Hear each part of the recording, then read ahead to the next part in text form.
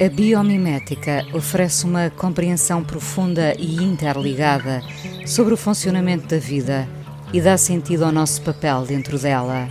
No fundo, valorizando a natureza pelas lições que nos oferece, em vez do que podemos extrair ou domesticar.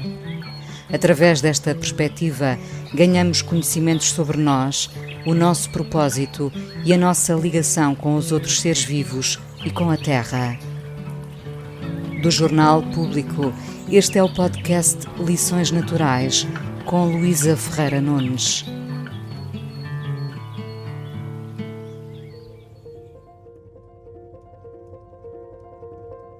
Hoje vamos falar sobre as plantas que seguem o Sol e sobre as lições que elas nos dão. E, em primeiro lugar, temos de perceber porque é que o fazem e como o fazem. Assim, muito sucintamente, sabemos que a intensidade da luz concentra hormonas que vão alterar os níveis da água nas células do tecido vegetal e, portanto, levam as plantas a inclinarem-se em direção à fonte de luz. As plantas podem parecer levar vidas não tão complexas como a dos animais, especialmente porque não se podem mover. No entanto, elas encontraram formas também complexas de contornar o seu estilo de vida, que é uma vida imóvel.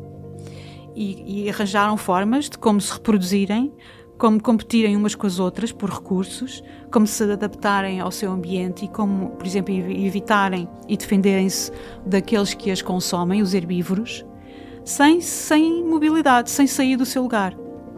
E embora não possam, portanto, mover-se, as plantas podem alterar a sua estrutura em resposta às mudanças do ambiente. E esta alteração de parte ou de todo o organismo tem um nome que se chama tropismo.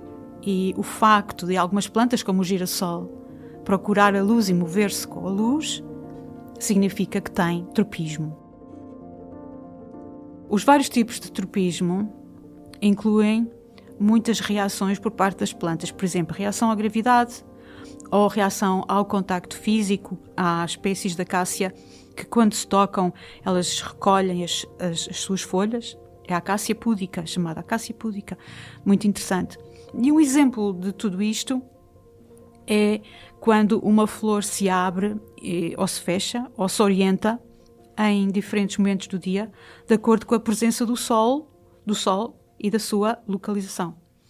E neste caso, o tropismo, quando é condicionado pelo Sol, pela presença e pelo movimento que as plantas fazem para seguirem a luz, chama-se heliotropismo. Hélio, que vem do Sol, tropismo, de movimento. E isso requer alguns de energia, mas vale o esforço para as plantas, porque ajuda-as a obter uma energia necessária para continuarem a crescer e também para manterem a temperatura ideal e também para atrair os polinizadores, que é muito importante. Então, desta estratégia, qual é a lição que podemos tirar? Todos os tipos de tropismo funcionam porque existem estímulos ambientais que vão desencadear uma resposta hormonal que faz com que as células da planta ou cresçam ou se expandam bastante, e algumas mais rapidamente do que outras. Então, a planta vai orientar-se ao longo do tempo à medida que os seus tecidos respondem a estes estímulos ambientais. O que é que isto quer dizer? Quando uma planta não recebe muita luz, as auxinas, que são como mensageiros dentro da planta, dizem às células na parte ensombrada para se alongarem. E isto acontece porque as células ficam mais fracas e absorvem mais água. Quando muitas células se alongam de um lado da planta, esta vai ter que se inclinar ou virar-se na direção em que está a crescer. E isto permite que a planta se ajuste para receber mais luz solar.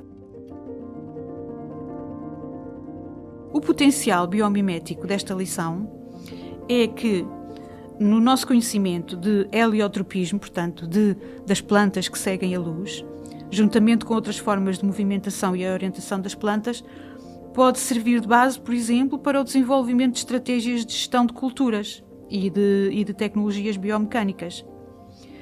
A inspiração que nós retiramos do heliotropismo das plantas pode nos ajudar a desenvolver tecnologias que são mais sustentáveis para aproveitar a energia solar, através de uma estratégia engenhosa, não é? De seguir o Sol sem arrancar a planta. Já inspirou a criação de painéis solares autodirecionados que utilizam robôs que são flexíveis e que são feitos de materiais que se dobram e que se movem, com as alterações, por exemplo, da pressão da água.